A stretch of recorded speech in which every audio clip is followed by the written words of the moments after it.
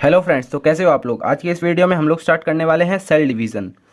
Cell division के बारे में आपको समझना होगा कि हमारी बॉडी जो है उसमें कंटिन्यूअसली ग्रोथ होती रहती है। ग्रोथ होने का मतलब है कि हमारी बॉडी में नई नई सेल्स बनती रहती हैं, जिसकी वजह से हमारी बॉडी ग्रो होती है, या फिर आपके जो बॉडी ऑर्गेन्स हैं वो ग्रो होते रहते हैं। आपकी बॉडी में जैसे लीवर है, स्टमक है, आपके बॉडी पार्ट्स हैं, वो ग्रो किस वजह से होते हैं? वो होते हैं सेल डिवीज़न की वजह से ग्रो। जब तक आपकी बॉडी में सेल डिवीज़न नहीं होगा तब तक आपकी बॉडी में कुछ भी ग्रोथ नहीं देखने को मिलेगी, या फिर कोई इंजरी से रिकवरी नहीं देखने को मिलेगी।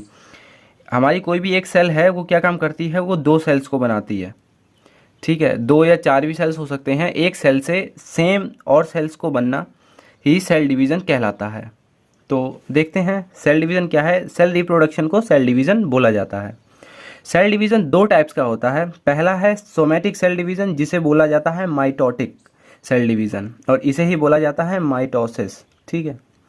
अब माइटोसिस में क्या होता है कि जो हमारी पहली वाली ओरिजिनल सेल है, जैसे ये आपकी ओरिजिनल सेल है, सेम ऐसी ही दो सेल बन जाएंगी। मतलब कि ये वाली सेल आपस में टूटने के बाद इसके दो पार्ट्स हो जाएंगे, फिर वो ग्रो हो जाएंगे। और रिप्रोडक्टिव सेल डिवीज़न में होता है कि हमारी जो रिप्रोडक्टिव सेल्स होती हैं, जैसे स्पर्म और ओवम, इनके सेल डिवीज़न को बोला जाता है मियोसिस, ठीक है। ये दो बात आप समझे हैं। अब इन दोनों डिवीज़न्स की खास बात क्या है कि जो सोमैटिक सेल डिवीज़न्स होता है वो अपने ही जैसी सेम सेल्स डिवाइड करता है। जैसे हमारी बॉडी में सपोज़ करिए कि मेरे यहाँ पे इंजरी हो गई। अब इंजरी के बाद जो भी यहाँ पे सेल डेवलपमेंट होगा तो वो सेम ऐसी ही सेल्स डेवलप होंगी और वो डिप्लॉयड होती हैं।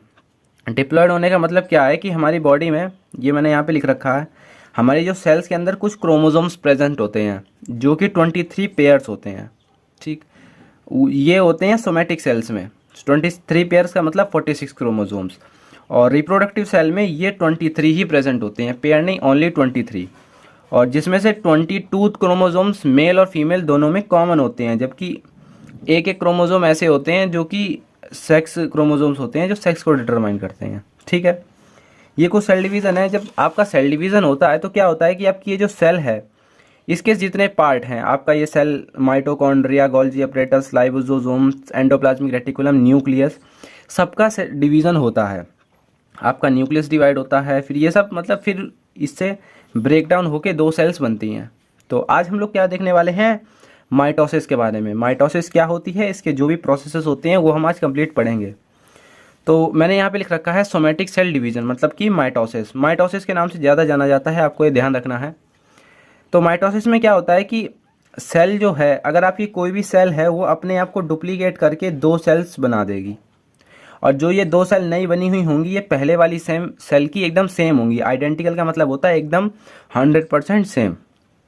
और फिर जो नई सेल बनी है वो डिप्लॉयड होगी, मतलब क्रोमोसोम्स के नंबर जो न्यूक्लियस में प्रेजेंट है वो कितने होंगे? 46, ठीक है। और इसे इक्वेशनल डिवीज़न इसलिए बोला जाता है कि एक सेल दो में डिवाइड हो जाती है, ये भी ध्यान रखना है। अब इस सेल में क्या होता है? पहले तो न्यूक्लियस का डिवीज़न होता है, फिर साइटोप्लाज्म का डिवीज़न होता है, जैसे मैंने यहाँ पे लिखा है, एक सेल से दो सेल बन रही हैं। अब इसके जो स्टेप्स हैं उनको हमें देखना है। तो इसके स्टेप्स हैं, माइटोसिस जो होती है, सोमैटिक सेल डिवीज़न, इसके दो पार्ट्स होते हैं। दो पार्ट्स में से डिवाइड किया गया है। पहला है इंटरफेस। इंटरफेस में क्या होता है कि आपकी जो सेल है वो कहीं भी डिवाइड नहीं हो रही होती है, उसके अंदर ही कुछ ग्रोथ का डेवलपमेंट चल रहा होता है। जैसे ये सेल है, इसके अंदर माइटोकॉन्ड्रिया नए बन रहे होंगे, गोल्जी अपरेटस जो ऑर्गेनल है वो बन रहे हैं, डीएनए बन रहा है। तो मतलब सेल के जो बाहर के पार्ट्स हैं न्यूक्लियस के, वो आपस में डिवाइड हो रहे हैं, क्योंकि जो नई सेल बनेगी उसके लिए तो एक्स्ट्रा मटेरियल चाहिए ना, कि ये सेल जब डिवाइड होगी तो एक माइटोकॉन्ड्रिया मान लो यहाँ पे प्रेजेंट है, अब नेक्स्ट जो सेल बनेगी तो हमें दो माइटोकॉन्ड्रिया चाहिए होंगे, तो ये सब ग्रोथ होता है। तो इंटरफेस के 3 पार्ट्स हैं। पहला है G1 फेज, जिसमें सेल के ऑर्गेनल्स रेप्लिकेट होते हैं, मतलब जैसे mitochondria, Golgi apparatus, endoplasmic reticulum, lysosomes, ये सब, ये तो आप जानते ही हैं, मैंने पिछली वीडियो में आपको बताया है। सेल के जितने भी ऑर्गेनल्स हैं उनके बारे में अगर नहीं देखी है तो आप जा सकते हैं, यहाँ पे आई बटन पे आपको मिल जाएगी। अगला है एस फेज। एस फेज में क्या होता है? आपका डीएनए रेप्लिकेशन होता है। न्यूक्लियस के अंदर आपका डीएनए प्रेजेंट होता है, यहाँ पे डीएनए का रेप्लिकेशन होता है, क्योंकि भाई ज़्यादा डीएनए चाहिए है ना। और G2 फेज आता है इसका, इंटरफेस का नेक्स्ट पार्ट। यहाँ पे आपकी सेल में प्रोटीन बनेगा, और जो डीएनए आपके यहाँ पे सिंथेसिस हो रहे थे, रेप्लिकेट हो रहे थे एस फेज में, वो कंप्लीट रेप्लिकेशन उनका G2 फेज में हो जाएगा। तो इंटरफेस में बेसिकली क्या हो रहा है, जो भी इसके अंदर के ऑर्गेनल्स वगैरह हैं, प्रोटीन है, डीएनए है, वो आपस में रेप्लिकेट होके और नया मटेरियल तैयार कर रहा है बनने वाली नई सेल्स के लिए। अगला क्या है इसका दूसरा फेस, माइटोटिक फेस। अब माइटोटिक फेस में सेल जो है डिवाइड होगी, इसमें आपके ग्रोथ हो रही थी, इसमें सेल डिवाइड होगी। माइटोटिक फेज में दो इसके स्टेप्स होते हैं। सेल भाई कैसे डिवाइड होगी, पहले तो सेल का न्यूक्लियस डिवाइड होगा कुछ ऐसे करके, ऐसे सेल का पहले न्यूक्लियस डिवाइड होगा और फिर इससे बाद में सेल ऐसे ऐसे आपस में डिवाइड हो जाएंगी जिनके अलग अलग न्यूक्लियस रहेंगे, ठीक, ऐसा कुछ होगा। तो जो न्यूक्लियर डिवीजन होता है इसे बोला जाता है कैरियोकाइनेसिस, और साइटोप्लाज्मिक डिवीजन जो होता है, ये बाहर का जितना भी पार्ट है इसका, इसे बोला जाता है साइटोकाइनेसिस, ठीक है। तो आइए देखते हैं न्यूक्लियर सेल डिवीजन मतलब कैरियोकाइनेसिस। कैरियोकाइनेसिस के 4 फेस होते हैं, प्रोफेस, मेटाफेस, एनाफेस, टीलोफेस। इनको आपको ध्यान रखना है, 1 बाय 1 डिस्कस करेंगे। तो पहला है प्रोफेस। प्रोफेस में क्या होता है कि न्यूक्लियर का जो, जैसे ये कोई भी सेल है, सेल के अंदर आपका न्यूक्लियस होता है और न्यूक्लियस के बाहर ये एक लेयर प्रेजेंट होती है जिसे बोला जाता है न्यूक्लियर एनवेलप। ये न्यूक्लियर एनवेलप जो है ट्रांसपेरेंट मतलब डिसअपियर होने लग जाएगा। और यहाँ पे प्रेजेंट होता है सेंट्रोजोम। हाँ, एक बात और है, यहाँ पे जब आपके ऑर्गेनेल डिवाइड हो रहे होंगे तो यहाँ पे सेंट्रोजोम भी होता है, वो भी डिवाइड होगा, ये आपको ध्यान रखना है। और सेंट्रोजोम का बहुत इंपॉर्टेंट रोल है सेल डिवीज़न में। जब तक सेंट्रोजोम नहीं होगा सेल डिवाइड हो ही नहीं सकते। ये सेंट्रोजोम आपस में डिवाइड होके कुछ 4 सेंट्रोजोम्स बना लेंगे और फिर ये क्या होगा प्रोफेस में, इसका जो है ये एनवेलप डिसअपियर हो जाएगा, मतलब गायब हो जाएगा। देखो अब यहाँ पे आपको कहीं पे इसका एनवेलप, ये देखिए ये कुछ दूर दूर सा मैंने बना रखा है थोड़ा आपको आइडिया देने के लिए कि ये डिसअपियर हो रहा है। और उसके बाद यहाँ पे न्यूक्लियस में बहुत सारे फाइबर्स प्रेजेंट होते हैं, जैसे ये न्यूक्लियस है, यहाँ पे इसका न्यूक्लियोलस है। अब इसमें ऐसे ऐसे करके बहुत सारे फाइबर्स प्रेजेंट होते हैं। अब वो फाइबर्स क्या करेंगे, कंडेंस होंगे, मतलब इकट्ठे होकर टूटेंगे।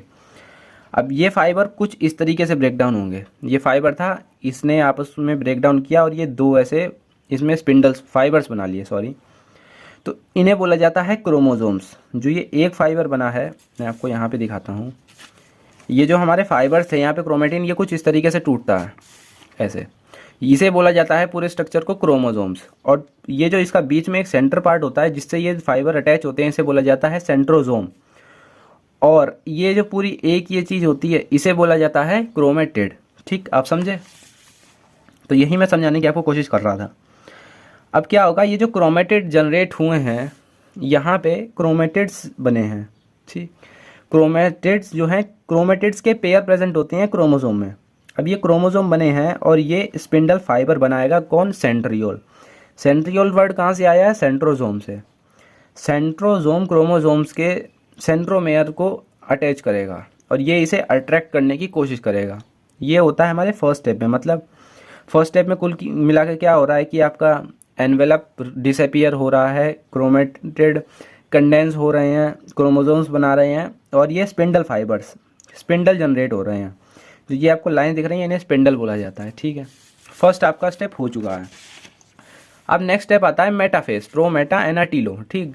मेटाफेस में क्या होगा कि जो ये सेंट्रोमेयर है, सेंट्रोमेयर मतलब क्रोमोसोम का सेंटर, ये सेंट्रोमेयर क्रोमेटिड्स के जो बीच में प्रेजेंट है ये अलाइन होगा एकदम सेंट्रल प्लेन में। ये एक इमेजिनरी लाइन है जिसके अराउंड ये क्रोमोसोम जो हैं अरेंज हो जाएंगे और ये स्पिंडल के ज़रिए सेंट्रियोल से अटैच रहेंगे।